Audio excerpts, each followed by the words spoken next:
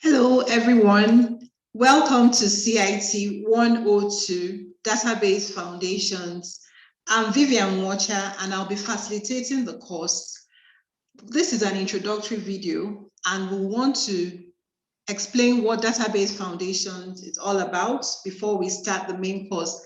And I guess you'll be wondering, why Database Foundations? Is it really necessary? Obviously, we live in a data age, in a new age, the data world, and every organization needs to have a firm grasp of data to be able to regulate how that data is stored, retrieved, processed, and distributed. So Database Foundation is a core course designed to equip you with the skills vital for becoming a resourceful graduate at the end of your course. So let's take a look at the topics that we'll be covering in this course. We'll be looking at basic database and relational database concepts. We'll look at data models and entity relationship diagrams. We'll also look at Oracle Application Express and structured query language. At the end of the course, you'll be able to describe the database and relational database concepts. You will also be able to identify the various types of data models. You'll build entity relationship diagrams.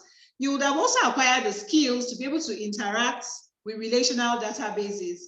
And you'll also qualify at the end of the day for the industry recognized Oracle certification for professionals. And then you'll be job ready, you'll be employable, because that is the whole essence of having you in this course. However, to attain the goal set for you, you are advised to go through all the learning outcomes and the objectives of the courseware.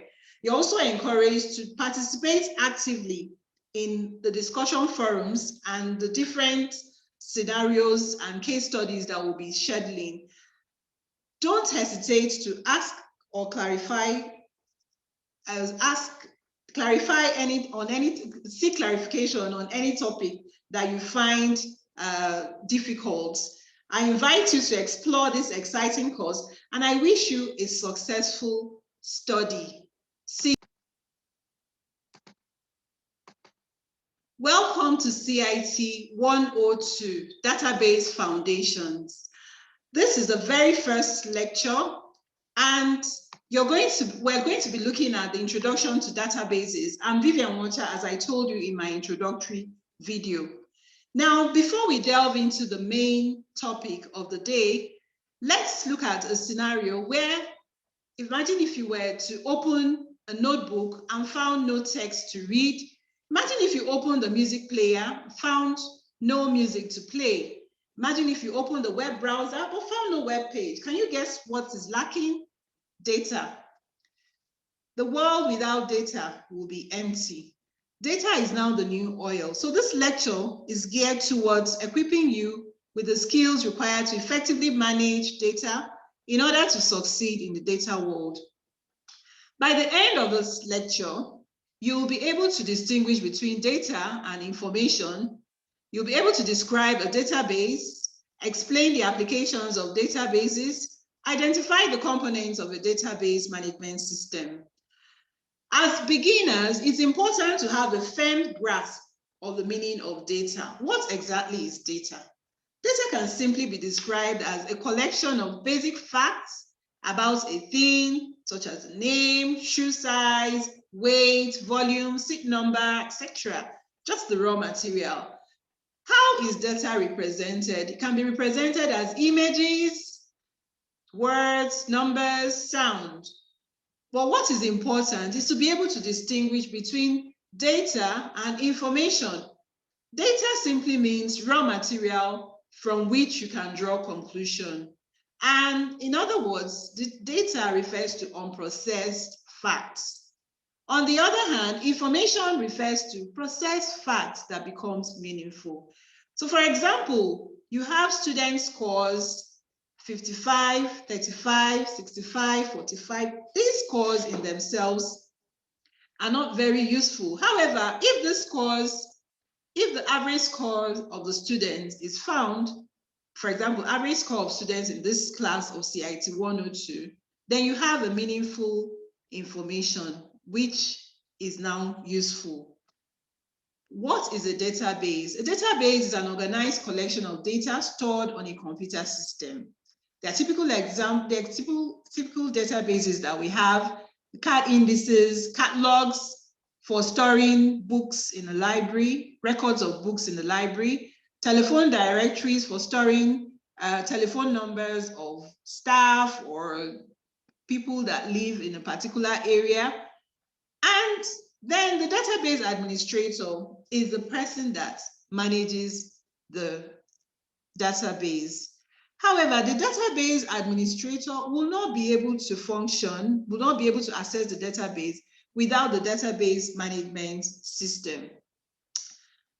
Databases are very useful, and they find their application in several fields of life. In schools, they're used, for example, in National Open University, you have databases for storing students' records, the courses, the different departments and the faculties. In the banks, databases are used for storing information about customers, the accounts, the transactions. Airlines use online databases for making reservations and for displaying information on schedules made. Organizations use databases for storing information about their employee. Now we get back to database management system. Recall that we explained that without the database management system, it will be difficult for a database administrator to manage the database. So the database management system is a software system designed to store, take notes, manage, and facilitate access to the database. So you see, it's very important. And there are many functions of the database management system. It provides security for the user, so your data is secure by means of the database management system. It prevents redundancy, supports redundancy means that you don't have records that are not useful, storing the same record over and over again. It supports multiple views of the data, facilitates sharing of data and multi-user transaction. So several users can actually access the data from several sources. What makes up the database management system? There are four main components: hardware, data dictionary, kernel code, query language. Now, the common types of database management systems: the open source and the commercial systems. Now, the open source are easily accessed and they are free. I'm sure you've heard about open source software. So MySQL is a typical database management system that is open source.